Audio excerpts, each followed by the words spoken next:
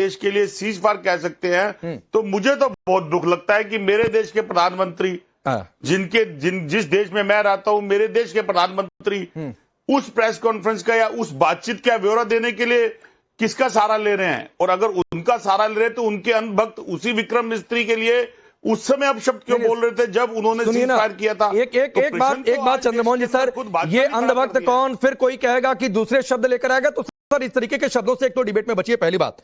दूसरी बात है, आपने कहा कि जंगल में मोर नाचा किसने देखा, मतलब बातचीत नहीं हुई है पीएम मोदी और ट्रंप की। विदेश सचिव ने जो ब्रीफिंग दी आपको यकीन नहीं है?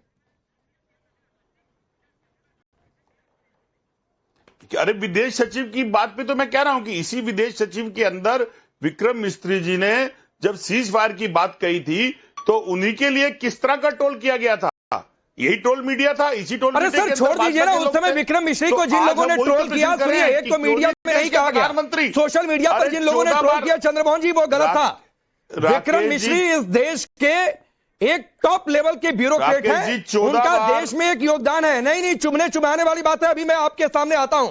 चुभ आपको रहा है कि किस तरीके से पीएम मोदी ने देश का स्टैंड क्लियर रखा।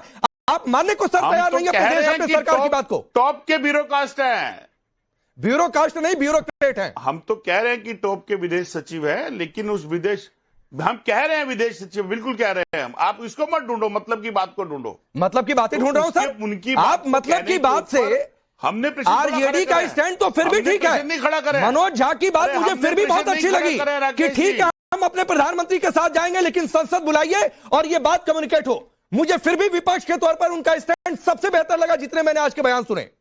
लेकिन सर आप कह रहे हैं कि बातचीत ही नहीं हुई, जंगल में मोर नाचा किसने देखा?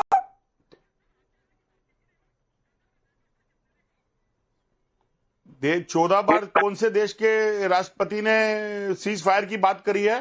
तो अगर प्रोटोकॉल के हिसाब से देश के प्रधानमंत्री हमारे देश के आदरणीय नरेंद्र मोदी जी हैं, तो क्या इसका ब्यौरा देने के लिए ना उनके पास संसदीय बैठक है और ना ही कोई ब्यौरा देने के लिए है? तो इसके ऊपर प्रश्न खड़ा करना अपराध है। अरे सर प्रश्न खड़ा करिए ना, लेकिन शिवम त्यागी, नाचा किसने देखा है तो खड़ा होता है। चंद्रमोहन जी तो जयराम रमेश जी से भी 2 कदम आगे निकल गए, ये कह रहे हैं बातचीत हुई नहीं है। जंगल में मोर नाचा किसने देखा?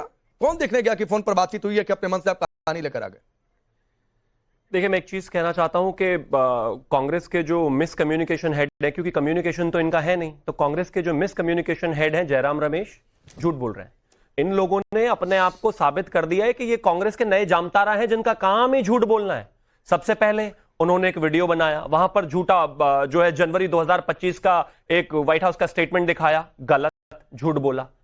यूएस आर्मी डे पर जो है आसिम मुनीर को इन्वाइट किया गया, सुप्रिया श्रीनेत, गलत झूठ बोला, वो सोशल मीडिया की चेयरमैन है शायद। इसके अलावा G7 की जो आधी अधूरी फोटो है उसको डाला गया यहां पर आलोक जी द्वारा, आलोक शर्मा जी द्वारा, गलत झूठ। कितने झूठ बोलोगे भाई? विक्रम मिस्री बोल रहे हैं, जयराम रमेश नहीं बोल रहे हैं, जो मिस कम्युनिकेशन हेड है, जिनके पास 50 लोग हैं, बावजूद उसके वो एक ढंग से चिट्ठी नहीं कोट कर सकते, एक ढंग से चिट्ठी नहीं पढ़ सकते, और आकर पहले झूठ बोलते हैं और फिर माफी मांगते हैं। इस देश के प्रधानमंत्री की जो टेलीफोनिक कॉन्वर्सेशन डोनाल्ड ट्रंप के साथ हुई, उसको आधार बनाकर उसको वर्बैटम कोट किया यहां पर विक्रम मिस्री जी ने। उन्होंने साफ कहा कि पिछली बार जब इस देश के प्रधानमंत्री की बात हुई थी डोनाल्ड ट्रंप से, तो वो पहलगाम अटैक के बाद हुई थी संवेदनाओं के लिए, और उसके बाद आज कॉन्वर्सेशन हुई है। G7 में ये बातचीत होनी थी, बैठक होनी थी, लेकिन उनको जल्दी निकलना था, इस वजह से आज ये 35 मिनट की कॉन्वर्सेशन हुई, जिसमें ये क्लैरिटी हो गई कि अगर इस दौरान बात ही नहीं हुई है तो ट्रेड और ये तमाम चीजें, तो इस पर तो कोई विषय ही नहीं रह गया। इसके अलावा शिवम मैं इंटरप्ट कर रहा हूं, ये आपकी सारी बातें तो तब ठीक है ना जब कांग्रेस माने, वो तो कह रही है बातचीत नहीं हुई है। आप कह रहे हैं ट्रेड डील की बातचीत हमने नकार दी, वो कह रहे हैं बातचीत ही नहीं हुई है। आप कह रहे हैं मीडिएशन हम नहीं मानेंगे, वो कह रहे हैं बातचीत ही नहीं हुई है। आप कह रहे हैं कि भारत अपने फैसले लेगा, वो कह रहे हैं बातचीत ही नहीं हुई है, मानेंगे ही नहीं। मनाएंगे इनको कैसे? देखिए मैं कह तो रहा हूं, अगर इनको किसी का स्लीपर सेल बनकर काम करना है करते रहिए। मैं एक और चीज कोट कर देता हूं, जुलाई 2019 में डोनाल्ड ट्रंप और इमरान खान एक जॉइंट प्रेस ब्रीफ कर रहे थे। वहां पर डोनाल्ड ट्रंप ने कहा that I have met prime minister Narendra Modi 2 weeks back and he said would you like to be a mediator और आर्बिट्रेटर फॉर कश्मीर।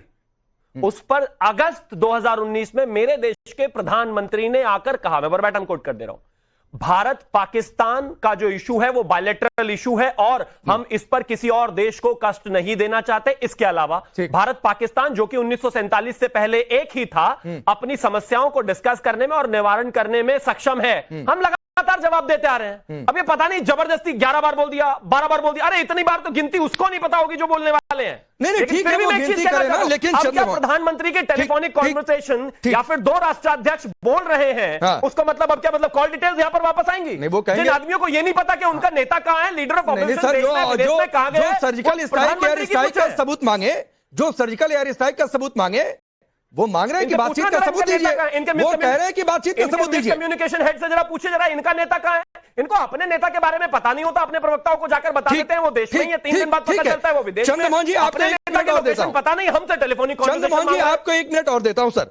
आपका नरेंद्र सरेंडर वाला नैरेटिव फेल हो गया, ट्रेड डील के दबाव में झुकने वाला नैरेटिव फेल हो गया, विदेश नीति फेल बताने वाला नैरेटिव फेल हो गया, कूटनीतिक विफलता बताने वाला नैरेटिव फेल हो गया, इसलिए आप लोग इतने बौखलाए हुए हैं। और इसीलिए जो शिवम ने गिरवाया, जरा वो ग्राफिक्स भी साथ में मार दीजिएगा कि सर आप कब कब फेक न्यूज पर फंस जाते हैं, सिंदूर से लेके यूपीआई लेनदेन से लेकर G7 समिट में न्योता को लेकर, मुनीर के अमेरिका जाने से लेकर यूएस डे परेड में, सर आप बार बार फेक न्यूज का सहारा लेते हैं। देखिए ऐसा है, इतना कुछ कहने के लिए फिर संसदीय बैठक करने की देरी क्यों कर रही है? फिर क्या कारण है? अगर इतना कुछ सत्य और सिद्धार्थ के अंदर सही बोला जा रहा है, तो फिर 1 मिनट बोलने दीजिए। जब वो बोलते हैं तो नॉन स्टॉप चल रहा होता है, ठीक, तो फिर सर्वदलीय बैठक बुलाने में फिर देरी क्यों हो रही है? फिर उसी के अंदर आके देश को जानना, देश यही तो जानना चाहता है कि एक ट्वीट वही था जो नरेंद्र मोदी जी ने मनमोहन सिंह जी के लिए लिखा था कि आप कमजोर प्राइम मिनिस्टर नहीं है, पूरा देश आपके साथ है। और एक ट्वीट आज ये भी देश का नागरिक पूछ रहा है चंद्रमोहन जी, मेरे भाई जी आप कमजोर, फिर आप आरजेडी वाला स्टैंड लीजिए ना कि प्रधानमंत्री की बात पर यकीन है लेकिन संसद सत्र बुलाइए, लेकिन सर्वदलीय बैठक बुलाइए। आप तो यहाँ पर ये स्टैंड लेकर बैठे हैं चंद्रमोहन जी कि हम मानते ही नहीं है कि बातचीत हुई है। आप ये मानने को पहले तो मानिए ना कि बातचीत हुई है, फिर उसके बाद अगली मांग लेकर आइए। पूरी बात होने दीजिए। मैं सर पूरी बात होने दे रहा हूं, आप पहले मानिए ना कि हाँ बातचीत हुई है। कि वो जो नरेंद्र मोदी जी का ट्वीट था मनमोहन सिंह जी के लिए, आज ट्वीट की लैंग्वेज बदल गई है, नाम बदल गया। यही तो हम कह रहे हैं कि देश के प्रधानमंत्री क्यों नहीं, फिर विदेश सचिव क्यों? ये तो हम भी कह रहे हैं, उसी ट्वीट पे कह रहे हैं कि देश के प्रधानमंत्री के साथ पूरी देश की जनता है। सर पहले आप साथ में खड़े हो जाइए, जनता तो खड़ी है नहीं खड़ी है वो चुनाव के दौरान बता देती है। शिवम एक रिप्लाई करिए फिर आगे बढ़ता हूं। देखिए इस देश की 140 करोड़ लोग जो हैं, जनता जो है वो इस देश के प्रधानमंत्री, इस देश के डीजीएमओ, इस देश के फॉरेन सेक्रेटरी और इस देश के प्रधानमंत्री सभी को मानते हैं। टाइम एंड अगेन ये बात बार बार बोली गई है, लेकिन आप जो ये कांग्रेस जो है, ये जो जामतारा बन गई है, ये जो फेक न्यूज का जामतारा बन गई है, आपको इससे बाहर निकलना है। आप जो ये एक फेक न्यूज के फीवर में लगातार घूमते रहते हो और आकर मीडिया में आकर एक बार झूठ बोलते हो, फिर उसके बाद उसको करेक्ट करते हो, फिर उसके बाद उसको माफी मांगते हो। मेरे देश के फॉरेन सेक्रेटरी इस देश के प्रधानमंत्री की जो कॉन्वर्सेशन हुई है उसको आधार बनाकर बोल रहे हैं वर्ड टू वर्ड। इसमें कोई झूठ की गुंजाइश नहीं है, माफी मांगने की गुंजाइश नहीं है। मैं मानता हूं इससे ज्यादा और क्या होना चाहिए, इससे ज्यादा कोई क्लैरिफिकेशन का विषय नहीं रह गया। लेकिन प्रॉब्लम सिर्फ इतनी सी है कि यूनाइटेड स्टेट्स की तरफ से अभी तक कोई स्टेटमेंट नहीं आया, उसमें इनके फायदे की कोई चीज नहीं मिली। आसिम मुनीर को यूएस आर्मी डे पर इनवाइट नहीं मिला। G7 में जिस तरीके से चीजें हुई हैं वो देश के सामने है। सारी चीजों में आप इस देश में फेक न्यूज का आधार बनाकर चुनाव नहीं जीत सकते। ठीक है, और यही स्थिति रही तो आगे भी यही हाल रहने वाला है। ठीक है, कह देना कि ईवीएम